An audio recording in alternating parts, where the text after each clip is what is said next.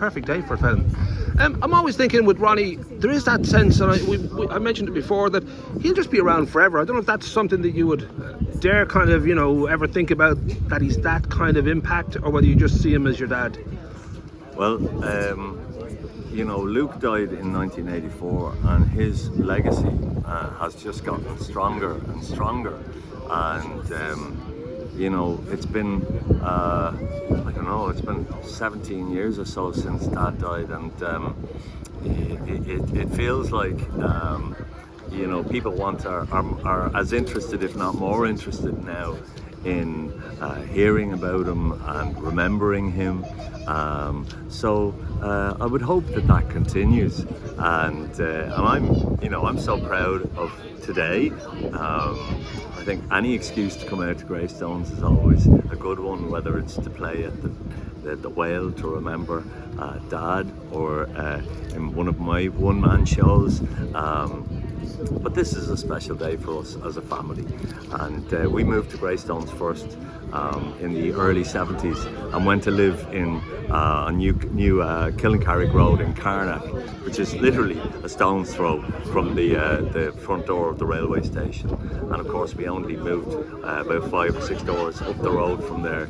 So this is a huge part of my life, of Cleana's lives, and of the lives of Ronnie's grandchildren and great-grandchildren now. So this is it's an incredible honour, to have for Ronnie, for Dad. And we definitely need to give a shout out to Tom Byrne. I'll link his work about it. Great portrait. It's lovely, yes. And I was just saying, it's kind of, it really pops out, and it's very vivid. And it captures Dad's personality, because very often you couldn't read him. You couldn't read, and he quite liked that as well. Yeah. That you kind of, you were never quite sure whether he was going to burst out laughing or take the head off you.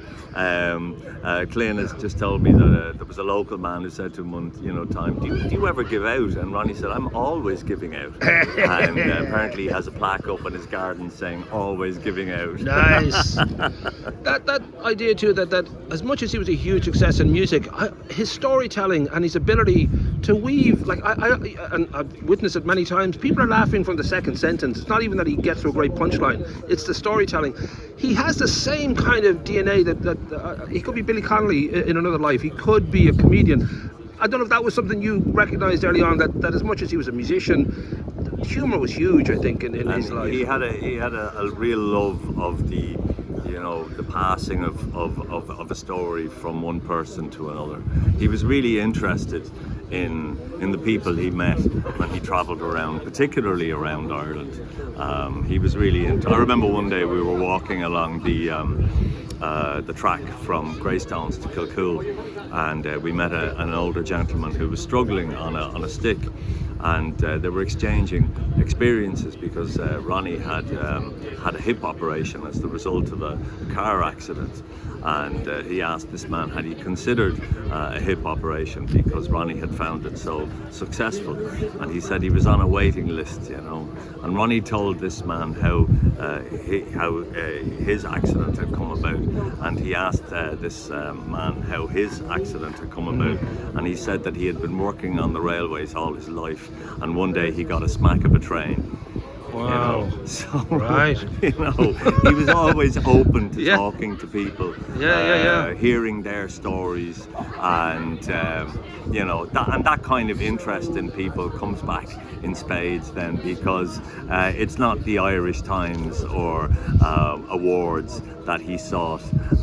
It was he took great joy in communicating with people, and there was an old woman came up to him one day, and I'll just always remember this. She gave him a big hug and she said, "Thanks, Ronnie, for all the years of enjoyment." Because I was thinking too, as much as obviously you're part of the Dubliners, but for many people he was the Dubliner. He was that. He represented, his face, his voice, everything about him just seemed to be kind of representative of an entire city. I'm guessing most of the time that was great for him. I'm sure there's times it was a bit of a burden or a weight, but was that something that the family kind of were aware of? Just, here's a man who can kind of command a certain amount of that iconic status. Well, Ronnie was the best known of the Dubliners at the very beginning because, he would throw himself in front of cameras, and he got to know journalists in Dublin, actors, other musicians, and he was very well known. So when the group initially formed, they were called the Ronnie Drew group, the Ronnie Drew ballad group. Yeah. And he didn't like the responsibility of that, and Luke happened to be reading a copy of James Joyce's Dubliners, and they decided to call themselves the Dubliners. Luke was the only one from the inner city, but Barney came from Donecarney, John came from Marino, Ronnie came from Dunleary, and Ronnie had a lifelong love of Dublin and its people. And he was only too happy to share that tradition and heritage around the world. Because we're in Greystones and because the tribute is right here, I think we should mention your beautiful mother too, because I always felt Deirdre was a really big part of Ronnie's kind of character, that he had a life at home that was so important for that balance of the wild side that he had and the great life on the road. But I think Deirdre represented not only a sort of a home and a family, but she had such style and grace about her that it sort of, I think it pulled Ronnie into another world that he mightn't have been in otherwise. Thanks, Paul. Yeah. I mean, I think theirs was an incredible love story. They came from sort of very different backgrounds, but they absolutely adored each other. And my mother was hugely supportive of Ronnie, and he was very thoughtful about her as well. She was a very strong person, and I think she demonstrated that in terms of keeping the family unit together when my father was traveling around Europe, and she was an extraordinary woman, and she was extremely generous, as you said earlier, by inviting people to the house to stay, and very often a lot of people who were a little bit rudderless and really cared for them.